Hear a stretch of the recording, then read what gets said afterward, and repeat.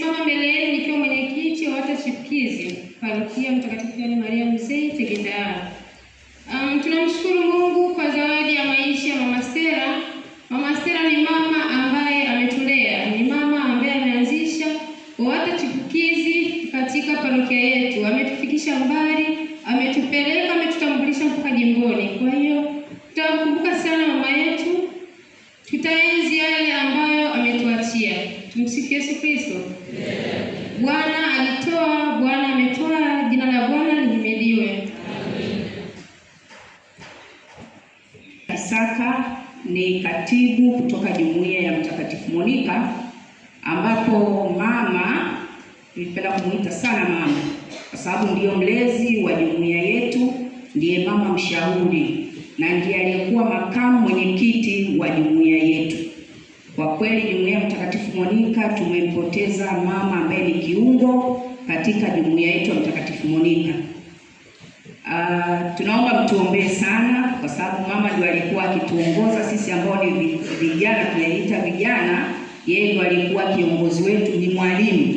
Kwa kweli ni mwalimu kwenye jumuiya. Tukiwa tumekwanzika kidogo, yeye ndiye anayetuweka sawa. Alikuwa ni mshauri mzuri, mlezi kuanzia watoto, vijana, viwawa wa jumuiya mpaka WATA kwenye jumuiya yetu. Hakika tumepoteza makamu mwenyekiti, tumepoteza mama ambaye ni kiongozi. Natoa pole sana kwa mzee Tarimo baba ambaye tuko naye, watoto, ndugu, jamaa na marafiki na wana jumuiya yote ya Mtakatifu Maria Mzee Tegeta. Hakika umoja huu na wingi huu unamaanisha kwamba mama kwa kweli alitugusa mmoja kwa namna yoyote ile. Kwa sababu tumekuja hapa ni vile ambavyo mama alitugusa.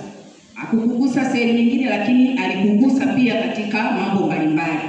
Kwa kweli tuombee kama jumuiya.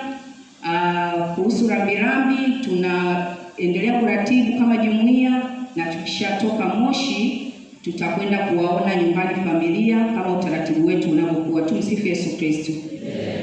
Sifu Yesu Kristo. Kwa upendo wa Kristo.